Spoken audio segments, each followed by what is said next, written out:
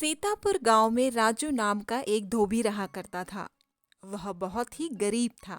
लोगों के कपड़े धोकर बड़ी मुश्किल से वह अपना घर चला पाता था।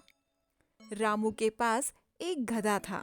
वह काफी कमजोर था क्योंकि उसे कुछ भी खाने के लिए अच्छा नहीं मिलता था और रामू के पास इतने पैसे भी नहीं होते थे कि वह गधे को कुछ अच्छा खिला पाए। रोज की तरह रामू जंगल जा रहा था लकड़ी काटने के लिए।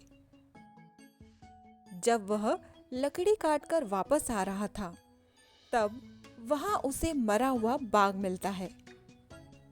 उसे देख रामू सोचता है, मैं इस मरे हुए बाघ की खाल अपने गधे पे डाल दूंगा और उसे पड़ोसियों के खेत में चरने के लिए छोड़ दिया करूंगा। किसानों को लगेगा कि बाघ उनके खेत में आ गया है और वह डर कर वहां से भाग जाया करेंगे।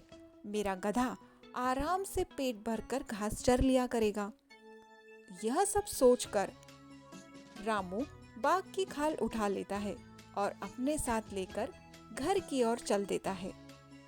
अगले दिन सुबह वह गधे को बाघ की खाल अच्छे से पहना देता है। अब गधा बिल्कुल बाघ लग रहा था। रामू ने अपने गधे को लेकर पड़ोसी किसान के खेत में छोड़ दिया। बाघ को देखकर खेत में काम करने वाले किसान भाग गए और गधा आराम से घास चरने लगा और पेट भरने के बाद वह घर को लौट आया।